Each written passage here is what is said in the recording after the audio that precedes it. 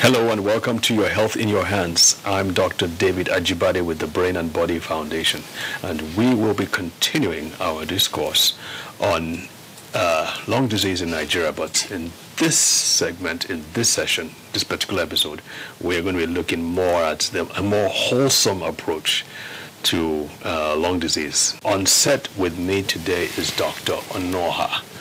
Again, he is the Chief Consultant Physician at Gwarinpa General Hospital, and he has generously given up his time to come and discuss and educate us. So thank you, sir, again for coming on stage to speak about this. Appreciate it. It's my pleasure.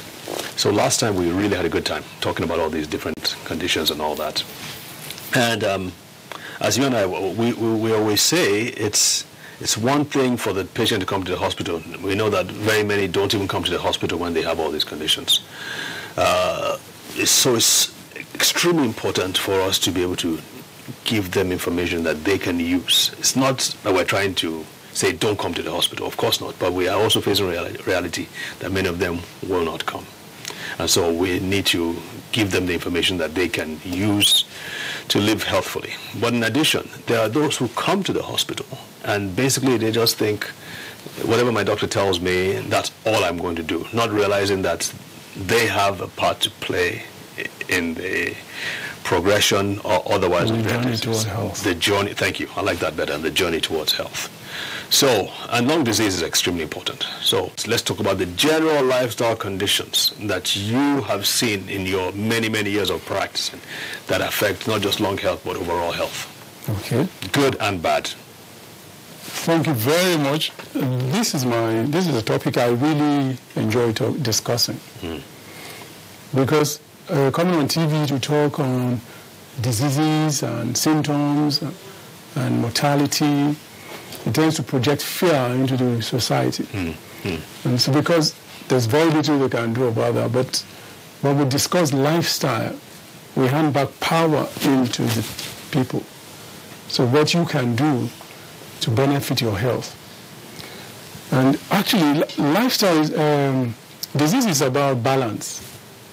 Life is a balance, but life is always seeking balance. And when it's out of balance, then you talk about sickness, diseases. Okay? So when people go to hospital, we should be telling them of what they did wrong or what they were doing wrong that made them to, not just giving them drugs and treatment, and they go back to continue what they did that brought the disease. Because how many people were born with hypertension, for example? How many people were born with diabetes? How many people were born with osteoarthritis? But all these things come after some years. Okay? Wrong steps. Yes, exactly. So if it's something that, okay, it's innate with man, then some people will be born with them. But you see a 12-year-old, you don't see them with those kind of disease. But by the time they get to 30, 35, 40, depending on maybe their own family genetics and also their lifestyle, they begin to have all this. So I talked about balance. This is the way I have come to look at it. Everything God created, I think all energy is manifested via masculine or feminine. Okay? Your battery, car battery, it has masculine and feminine, positive and feminine. And you have to combine them for current to flow and for them to be useful. So the same thing, everything is two-faced. And anything you see, you can divide that into two. What is here is what is here. Look at you now. This one, there's a hand here, there's a hand here. Look at your face, there's one eye there, one eye. Even your nose, that is one. There's one nostril here. So there's always two aspects. Okay? So now, the two aspects, one is masculine, one is feminine. Like my hand now, right hand, I'm right-handed, so this is my masculine hand, this is my feminine hand. Let me not take a lot of time, let me just calm down. Now, food is divided into, I divide food into masculine and feminine food. Okay. If you look at people who tend to eat only masculine food, what's masculine food? Energy-giving food. because it tends to give you power to run around and all, and that has to do with masculine. Okay. So energy-giving food, they contain sugar. They are sweet, and so we like them. And example being fruits, all cooked food, all packaged food, meat pies and those.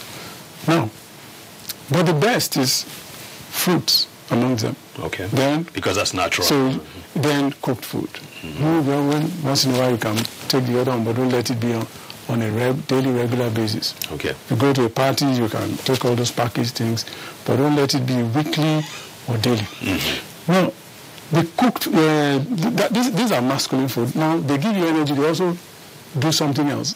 They contribute to inflammation. They cause inflammation in your body. They both give you energy and cause inflammation. And cause inflammation. And inflammation is actually the driver of diseases. So now, feminine food tends to counter this. It reduces the sugar that you get from masculine food, and it also reduces inflammation. What are these? They are not sweet. They are either tasteless or bitter. Only carrot is is feminine food that is sweet. These are raw vegetables. Okay. So look at yourself. What did you eat yesterday? In the morning, I bet masculine food. Yeah. In the afternoon, masculine food. Yeah. In the evening, masculine food. We are Africans. We There's eat very even the Africans, our forefathers used to combine them. They ate raw, they took a lot of vegetables, they took fruits. But we have just only cooked food, and we overcook. When they cook, they mildly cook. They use firewood, they use clay pots that is thick. The firewood is yellow flame, okay? But we use blue flame. You know, in our chemistry, the hottest part of the flame is the blue flame. Yeah. The yellow one is not as hot. What flame do we use to cook? Blue flame. What do we use? Is it thick pot? No, we use very thin pot, and we overcook and destroy the nutrients in those You're food. pointing out things that we have no idea. This is very foreign to us, really, for the most part. Okay, but...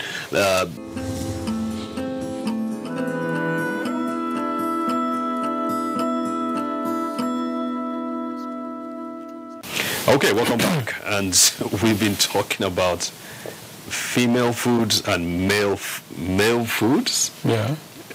Okay. And by that you meant energy-rich foods or energy-dense foods, and then nutrient-dense foods. And the male one is energy-dense, and then the female one is the nutrient-dense foods. Okay. And also we talked about the preparation of the foods, that we generally tend to overcook our foods. I mean, we don't even take, I don't know, I mean, many people who take raw vegetables on a regular basis. Almost nobody does. But even when we take vegetables, we really cook them, and we cook them over again and again and again, which means that the nutrients that we need to have are being extracted and removed from the foods, making us unable to do what? Fight infection? What else? Detoxify. Heal the body and all those things. So that's what makes us more prone to these conditions that we've talked about. Okay, how does that relate to something like asthma, for instance? Thank you very much. Let me quickly, because this female and male food, people will say, what's that? But it's something I just coined out.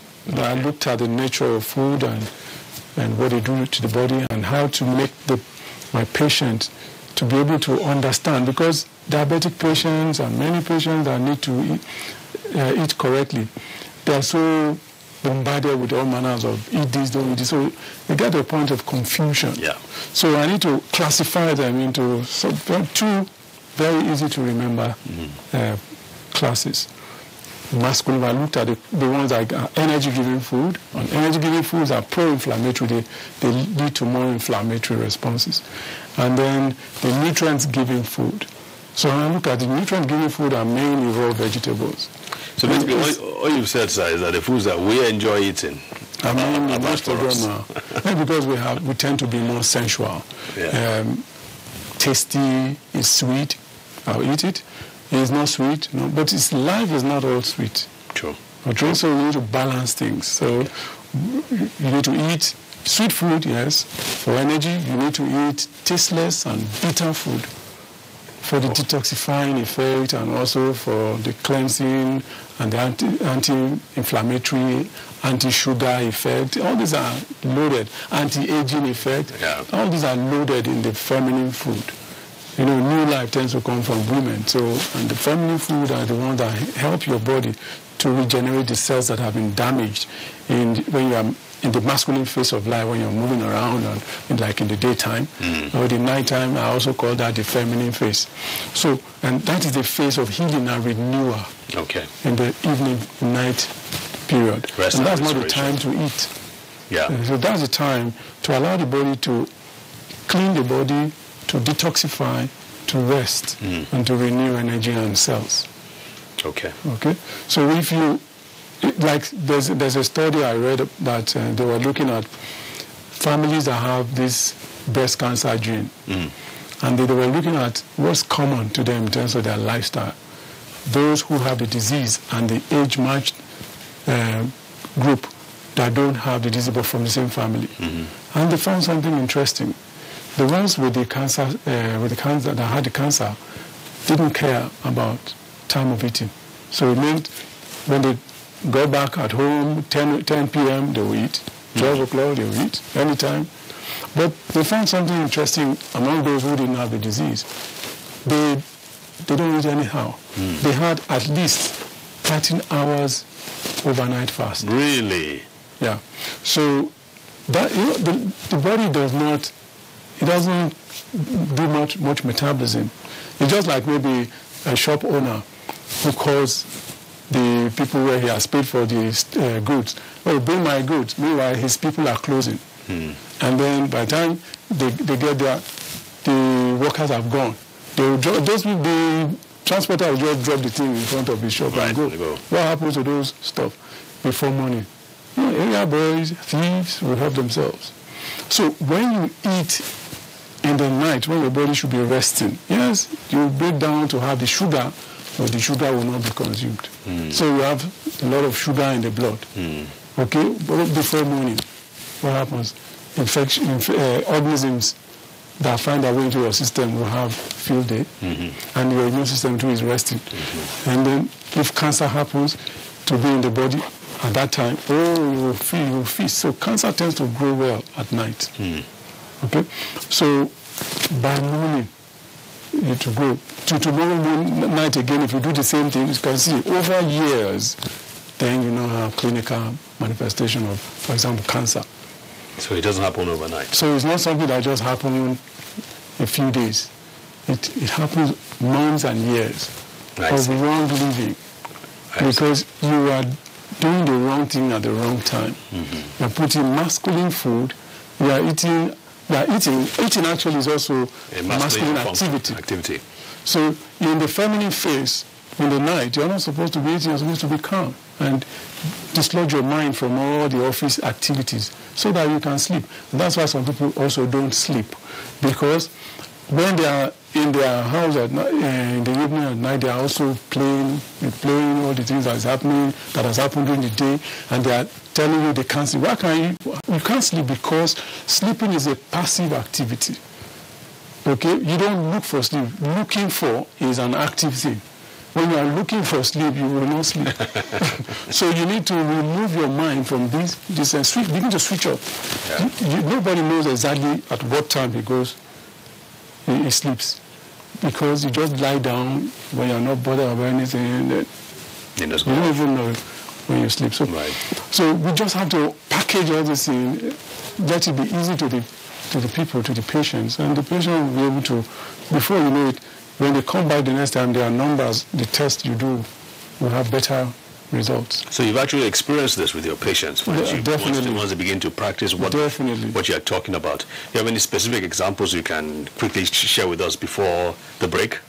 Not just one specific. I have a number of patients who are diabetic, and then you introduce this masculine, feminine thing, and then the blood sugar begins to come down. Yeah, the blood sugar comes down. I have patients who have ulcer, and they're having difficulties in controlling, because if the sugar doesn't get controlled, the ulcer will not heal. Yes. Now, by the time we tell them about, okay, eat vegetables before you eat your cooked food. Mm-hmm. If they do it, within a few days, we begin to have good numbers. Really? And so days? Yes. Yes, within a few days, we begin to have good numbers. And wow. Then we rarely amputate in our hospital. Wow. We rarely need to amputate people who have ulcers. And those who have ulcers are not people, they're not our patients, they are people who come from outside. Our patients don't have those because most of them are well controlled, mainly because of this emphasis and then simplification of lifestyle. That's incredible. That's remarkable. Wow. Thank you, sir. All right, let's take a break, and then we'll be back for the third and final segment.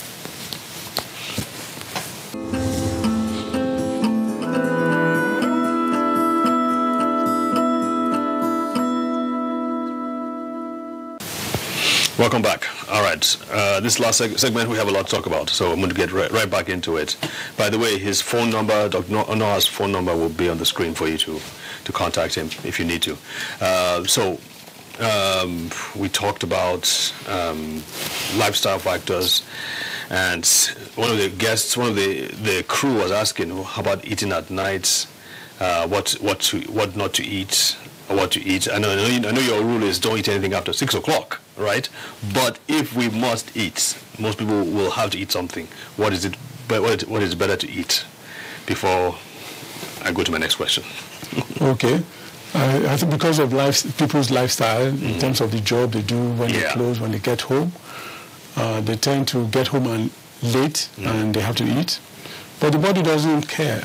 Whatever reason why you are eating late is still detrimental to the body. However, if you must eat, let it be something that is once in a while, not as a rule, that every day you must eat at this point. That once in a while, it's also safer to eat raw vegetables like salad, garden egg, a little calorie, so you take your carrot with it. That is better if you have to eat after 6 p.m. Because eating things with sugar, inflammatory, and the body is not ready to consume the sugar that you're also loading into the system, and you don't even really need much sugar.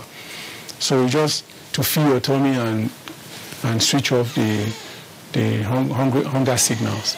So vegetable will be okay with water.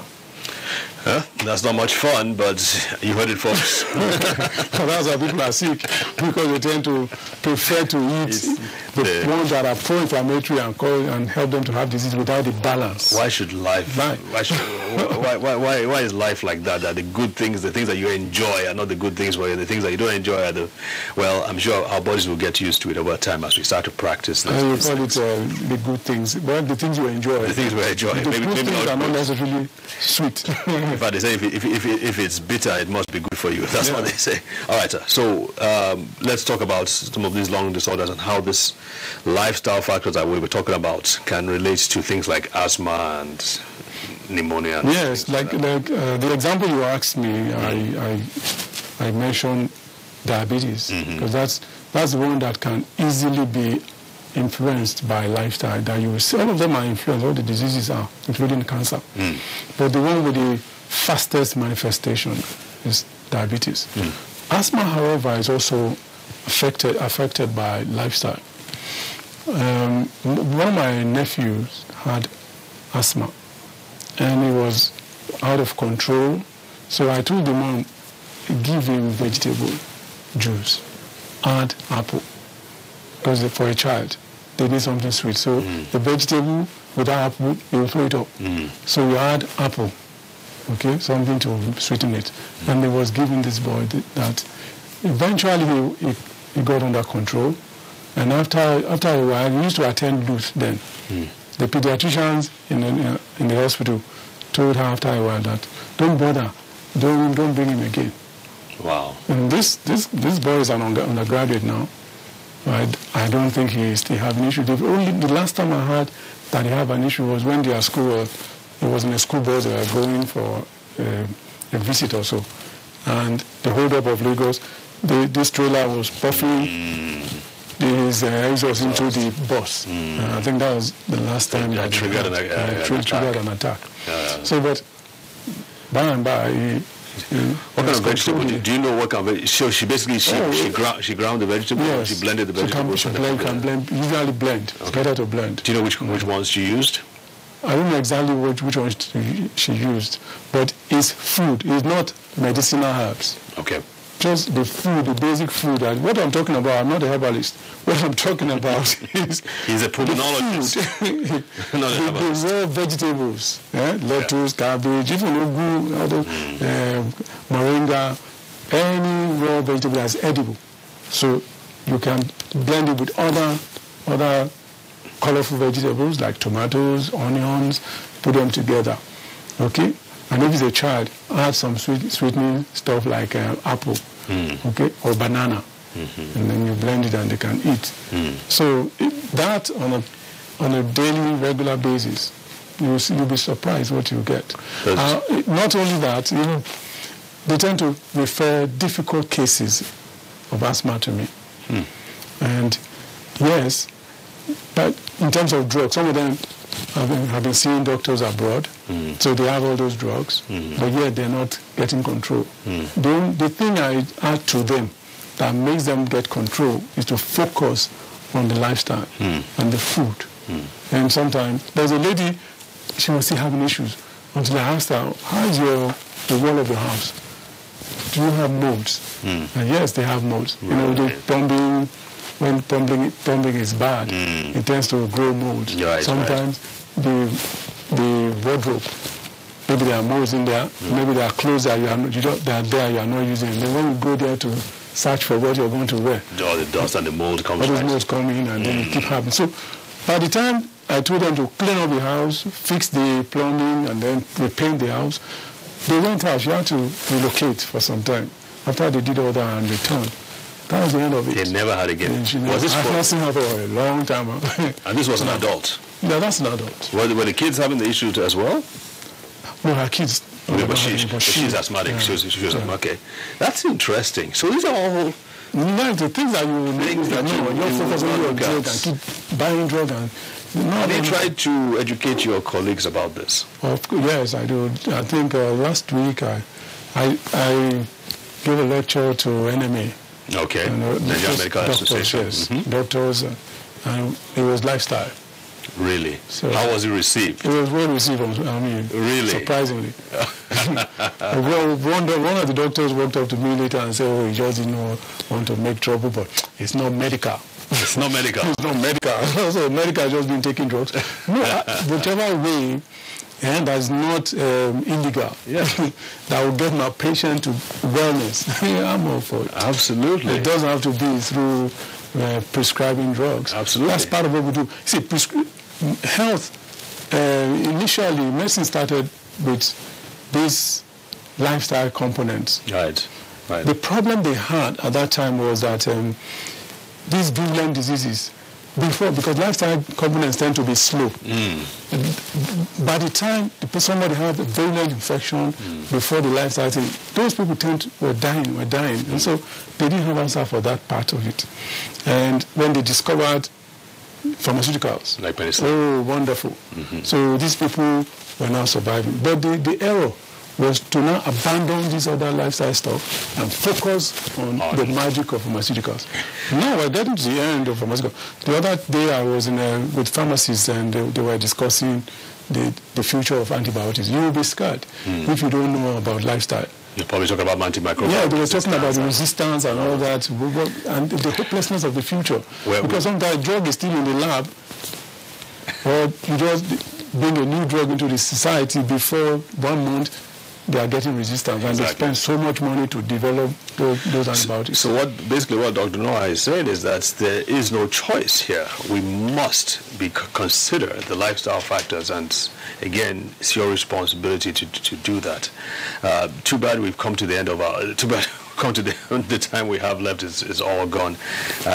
Doc, thank you so much again for making it here. I hope you will make time to come again, over and over and over again, because this is a lot. There's a lot that we need to pass on to our people out there. So we appreciate you again, sir. Thank you very much. Thank you.